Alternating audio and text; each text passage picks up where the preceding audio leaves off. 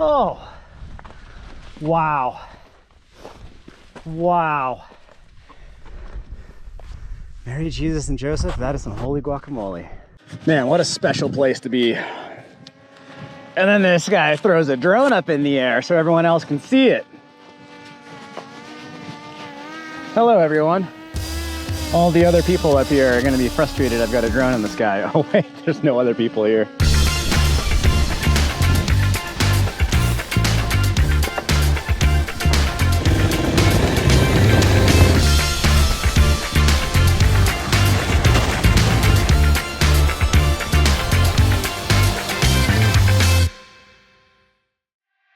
I know, I get all chipper and chatty about all these amazing trail and enduro bikes, but what about the slightly smaller two-wheeled rigs? Perhaps less stallion, more dachshund.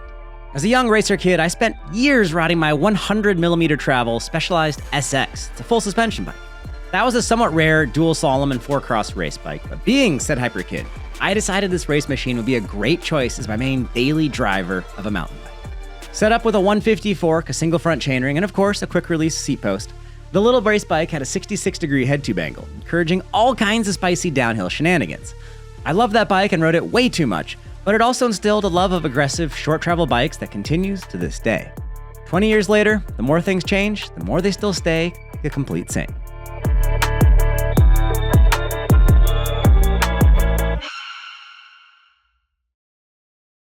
Trail 429 almost feels like a modern-day equivalent, short in travel, but capable of being ridden aggressively, but with some very notable upgrades from the older designs. Perhaps most importantly, without chainstays made by our friends over at Kellogg, Snap, Crackle, and Pop.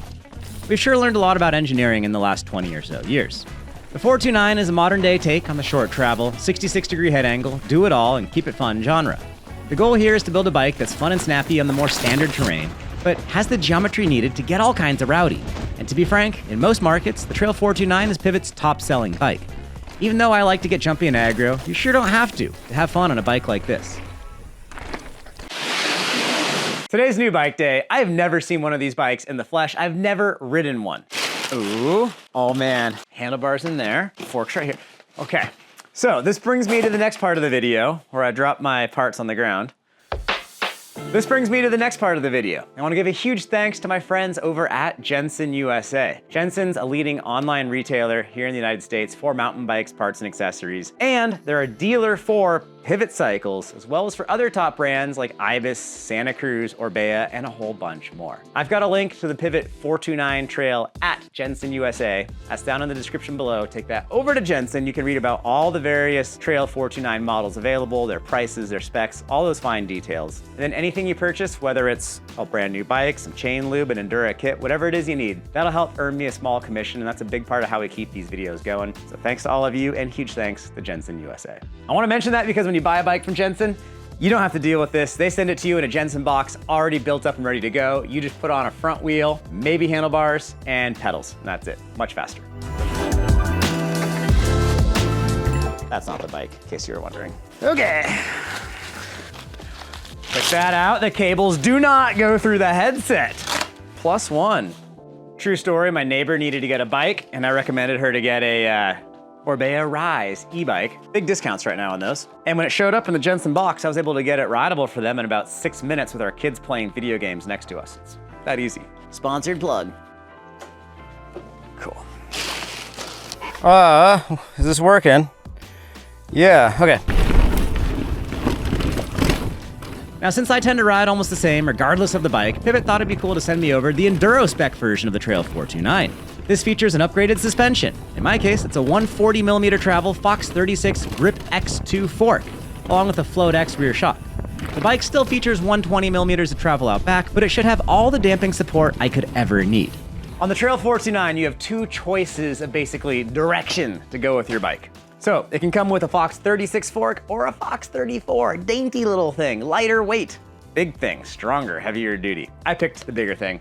The rear shock is also changed depending on what feel you want.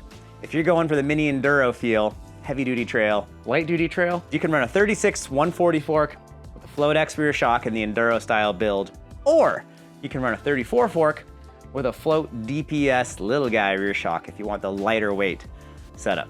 Let me know down in the comments how you'd classify those two, heavy duty trail, light duty enduro.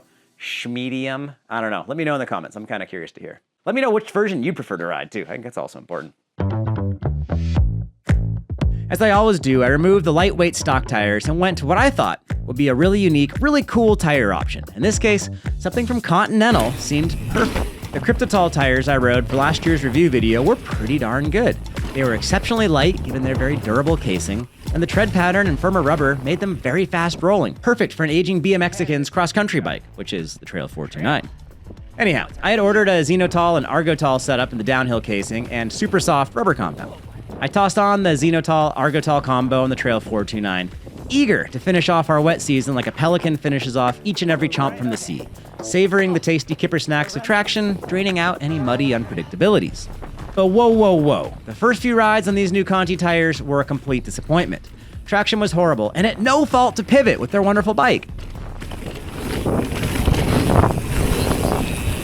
Seems like this bike's good at cornering. Back tire wants to drift a bit. Anyhow, I measured the durometer of the tires I received to somewhat quantify just how bad they were, and sure enough, they're both over 20% firmer than the tires I got last year. Yes, they seem like a completely different rubber compound. I reached out to Continental to ask about this, but it's been 2 weeks with no answers as the company takes July and August off for vacation. Let me know in the comments if you've experienced this as well, but I do think last year's Cryptotol tires would be a great fit for this bike. Anyhow, this is not fair to Pivot, so I ditched those suspect Conti tires quickly and went back to my trusted usual Maxxis Double Down Max Grip combo with an Ascii 2.5 in front and a DHR2 2.4 out back, and the world became a better place. Over clear. Pivot bikes are often pretty big for a size medium. Even with the short travel, Trail 429 still feels big. I am 5 foot 8 inches tall, or 174 centimeters, and with the bar and stem swap, the sizing started to feel right. I went down to a 40mm length stem and up to a taller 38mm rise handlebar. So I just swapped on this little 40mm stem from the stock 55. The bike feels better, but still, it's a longer seated position than what I'm really used to. I wish the bike was a tad shorter in the cockpit. On the first few rides, I felt that I had too much weight on the front of the bike.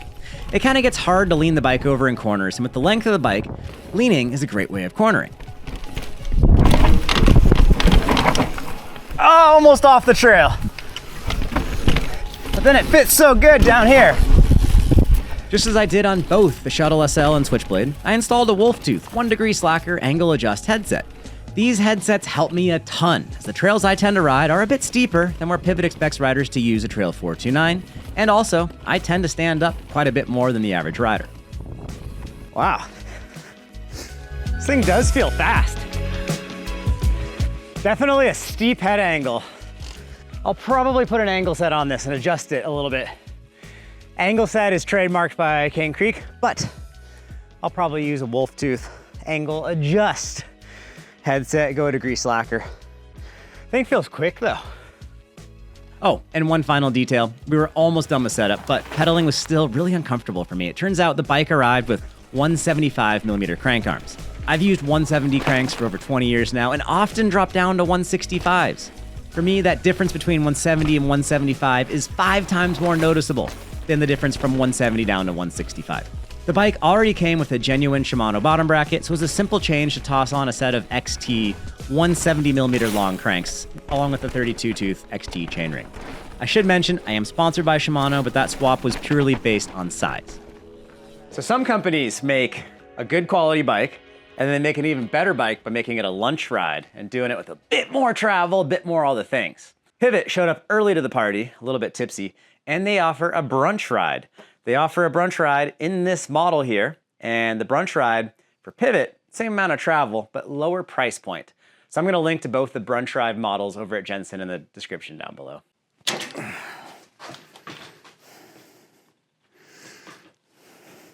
Oof. Just need some setup. What do you think, Rocco? Oh, I probably can't see.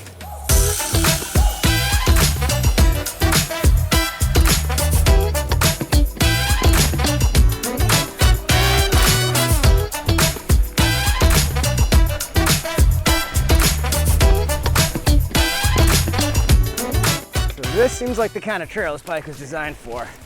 Casual, flowing, cross-country trail. little sketchier turn. Casual trail lines. Pedaling back up. Once I had fit all dialed in with the bar, stem, crank, and headset of my choosing, holy moly, the luster arrived, allowing the Trail 429 to really shine. Now, I do get some flack in the comments for dialing in bikes to my own liking. To be frank, I don't care. I don't want to publish fluff, so instead I'll share the stuff I personally do to get a bike set up to my own taste.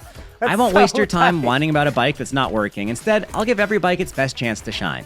If you don't like this, that's great. You can leave a comment, and that'll help our friend Al. Your rhythm. You would do the absolute same should you buy something expensive that just needs a few small adjustments to finally work best for you. The Trail 429 is certainly an interesting rig. When switching among bikes, the first and main thing I noticed about the Trail 429 is the very long top tube.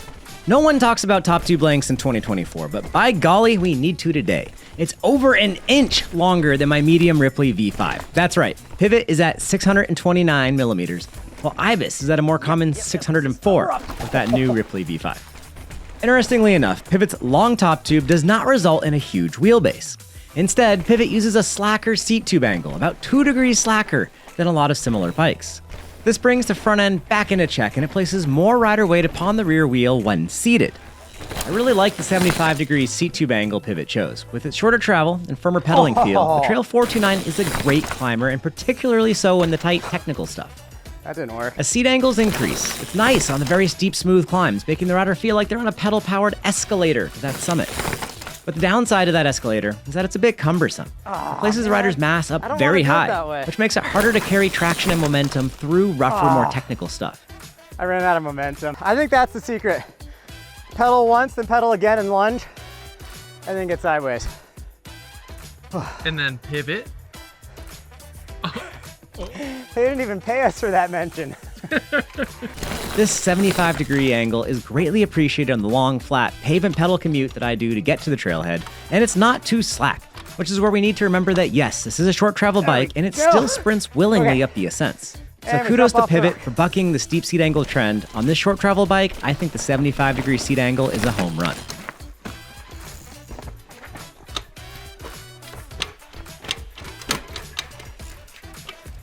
There we go. That's how it's done. Oh. Oh.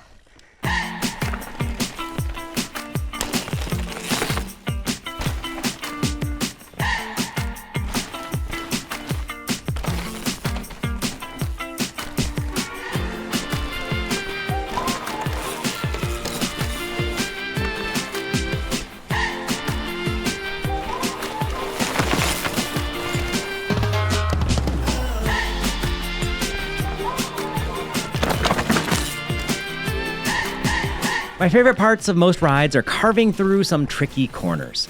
Stock, the lengthy front end and steeper head angle didn't jive immediately for my riding style, which is why I made the changes I did. I suspect the stock setup would have felt better for someone who spends more time riding while seated, which is fair. But with the standing weight bias moved back a bit with my slacker headset and a bit more compression damping in the rear Fox Float X shock, I found myself really enjoying all sorts of corners, from tight and awkward to big and loose. As our trails got dustier through the summer, I would often end up winding up before a turn with a counter steer and really smashing that little Trail 429 through those tighter turns. There it is. The torsional stiffness of the bike responds great to this sort of aggressive wrangling and would always put a smile on my face. Consider cornering, a big plus for the little Trail 429. There's a place to do a wheelie right here. So this wheelie line, it's one of my favorites in town. I gotta say, I just did it 3 times in a row. This thing usually is really hard, but Trail 429 here felt amazing on the rock. Normally I complain about short back ends being hard to wheelie through the chop. This is pretty low speed, so there is that, but this thing just breezed right through this 3 times in a row. So I'm pretty happy with how this is working. When it comes time for some jumping, the bike does just fine on the trail, and most jumps intended to be hit at trail speeds will be no problem for the Trail 429. Pivot is again using their now marquee short chainstays, which helps that feeling of getting airborne. And between that wonderfully neutral DW link and the shorter travel, the rear of the bike doesn't hesitate to get in the air. Now, the long front end is fine, as long as there is a lip. For bunny hopping or for when I need to do a boost, a slightly shorter front end would respond a little bit more quickly.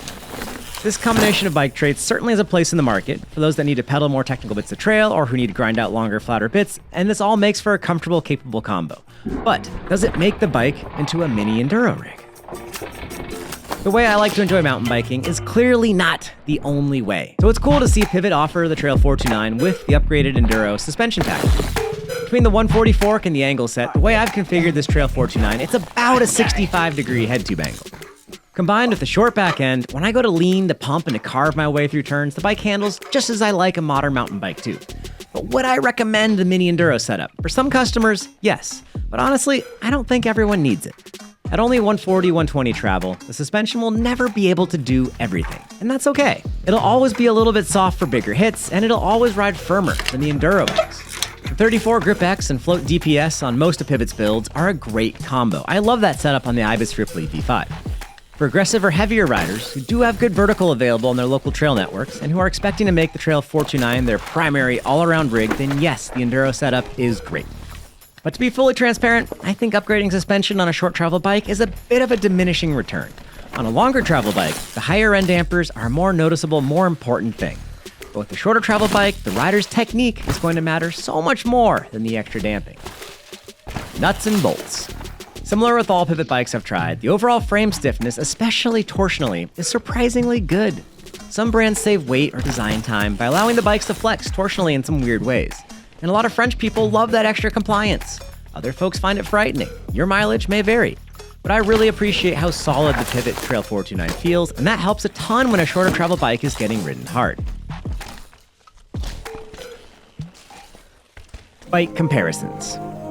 Before we go anywhere, we have to compare the Trail 429 to the Ibis Ripley. The Ibis bikes are very quick to turn, and with their short wheelbase, they fit into some very small parts of the trail. The Trail 429 feels significantly longer, and while it doesn't fit into the tighter spots quite as well, when trail speeds do open up, the Trail 429 does a great job of being predictable, and perhaps having the edge on pedaling performance and stability, whereas Ibis might have a slight advantage on being nimble and outright plush. Oh, that's bottom out.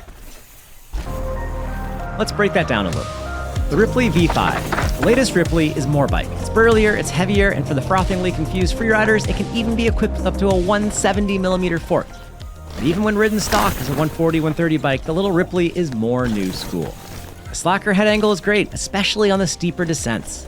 I found the Ripley suspension to be a little bit more open and plush, and to still be a little more progressive deeper in the stroke. But when ridden hard on flatter trails, the Trail 429 starts to really shine a bit brighter. And when pedaled across town, the Trail 429 does have a firmer pedaling feel. I could wiggle the Ripley better through tight trails, but the Trail 429 is more stable at speed, and would generally be my choice for more wide open single track. Traditionalists will prefer the Trail 429, new school senders will like the Ripley. But honestly, everyone will have a great time on either bike. It's pretty close. Ripley V4. The old Ripley felt more noodly. It was a flexier frame, and the suspension was very, very easy to bottom out. While the Trail 429 has both the geometry and enduro suspension to cash any hucking checks you might write, the Ripley V4 has little collateral to back up any rowdy decisions. The V4 was also more responsive, great if you want a bike to feel more alive and snappy, bad if you need to get through massive chunk or steep hits. Even when left bone stock, the Trail 429 is much more capable in the descents than the old Ripley. But the old Ripley was more fun on the bits of trail that you would tell your wife you were actually planning to ride.